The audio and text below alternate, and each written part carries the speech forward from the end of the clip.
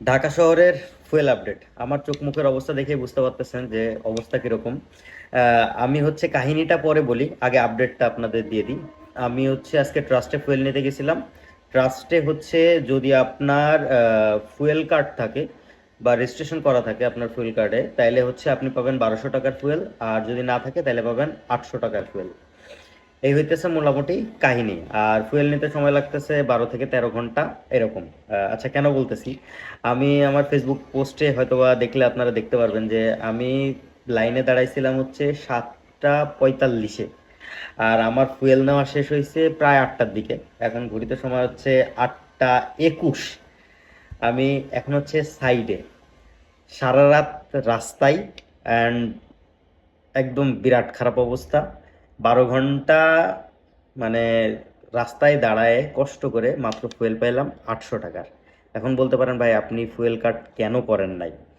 আচ্ছা, fuel card only হইতেছে হচ্ছে ঢাকা আর ঢাকা মেট্রো অ্যাপে হোক বা হচ্ছে পিসিতে বা যে কোনো সফটওয়্যার আপনারা গেলে আপনারা এখানে ঢাকা আর ঢাকা মেট্রো বাদে কোনো অপশন পাবেন না, মানে যশোর বা অন্যান্য জায়গা যেগুলো আছে সেগুলা। এটা মনে হয় প্রথম দিকে হইতেছিল, বাট এখন হচ্ছে না। এই যে দেখেন আমি অ্যাপ বের করে রাখছি, এই যেখানে অনলি ঢাকা আর ঢাকা মেট্রো শো করে, কিন্তু আমার গাড়ি হইতেছে যশোরের, যার কারণে আমার রেজিস্ট্রেশন করা পসিবল হয় নাই। তো আমার খালি একটাই প্রশ্ন, এই 12-13 ঘন্টা আসলে মানে কষ্ট করে এই 800 টাকার ফুয়েলটা আসলে ওর তিট কিনা আমি বুঝতে পারতেছি না।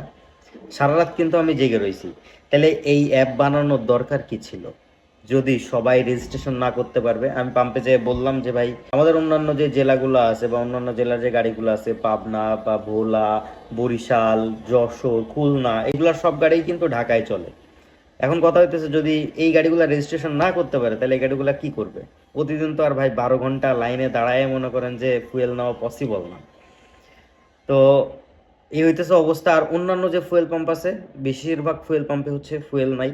আমরা মোটামুটি পয়লা বৈশাখের দিনও প্রায় 5-6টা ফুয়েল পাম্প ঘুরছি, সাড়াপাড়ায় নাই, আগারগাঁয়ে নাই, তারপর হচ্ছে ক্লিন আছে, ক্লিনে নাই, এরপর হচ্ছে 7 রাস্তার একটা ফুয়েল পাম্প আছে সেটাই নাই, সোনারগাঁওতে প্রচুর পরিমাণ লাইন, মানে দুই একটা হাতে গোনা ফুয়েল পাম্প ছাড়া কোনো জায়গায় ফুয়েল নাই। এবং ফুয়েল নিতে গেলে মোটামুটি 12 ঘন্টা 13 ঘন্টা করে লাগতেছে। আমি আমার লাস্ট ব্লগটা আপলোড দিই নাই, লাস্ট ব্লগে আমার মনে হয় 2.5-3 ঘন্টা মতো লাগছিল, তাও প্রায় আরও 4 থেকে 5 দিন আগে।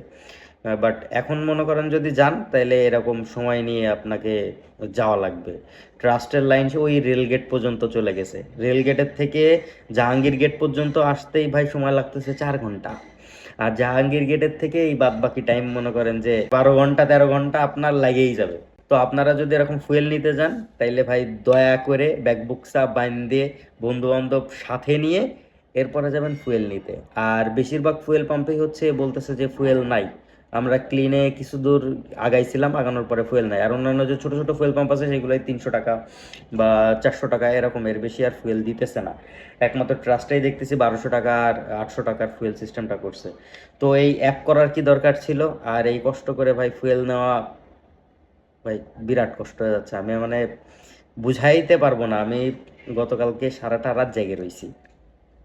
আর একদম বাসায় না যেয়ে আমি টোটাল সাইডে চলে আসছি, কারণ আমার 9টার থেকে হচ্ছে আমার সাইডে ঢালাই রয়েছে। তো ঘুম হয় নাই, খাওয়া হয় নাই, কোনো কিছু হয় নাই।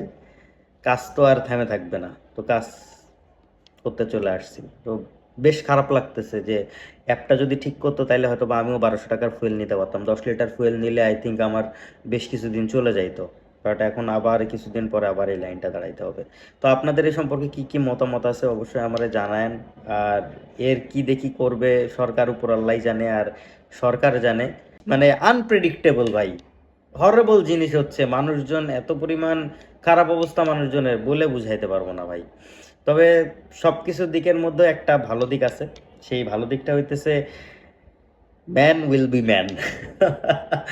মানে আমি কাউরে চিনি না, কেউ আমারে চেনে না, বাট ওইখানে যে আড্ডা হয়েছে, গল্প হয়েছে সারাটা রাত, কিভাবে রাতটা পার করছি, যদিও কষ্ট হয়েছে তারপরেও মানে ওই যে গল্প, মানুষের সাথে চেনা পরিচিত নাই, বাট তাদের মনে করেন যে আশেপাশে কি হচ্ছে, তারা কি করে, কে কি করে, বাড়ির খোঁজ খবর সব কিছু মনে করেন যে জানা হয়ে গেছে।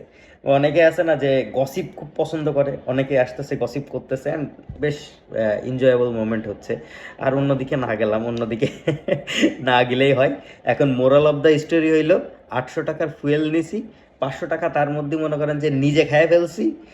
আর এই নিয়ে মেজাজ মুজাজ খারাপ করে এখন সাইডে আসছি, 9টার দিকে ঢালাই, একটু পরে যাবো ঢালাই দিতে। তো অবস্থা বিরাট খারাপ, এটাও লো ব্যাটারি, এটাও লো ব্যাটারি। আচ্ছা ঠিক আছে, তাহলে সবাই ভালো থাকবেন, সুস্থ থাকবেন, দোয়া করবেন আমার জন্য। আসসালামু আলাইকুম, আল্লাহ হাফেজ।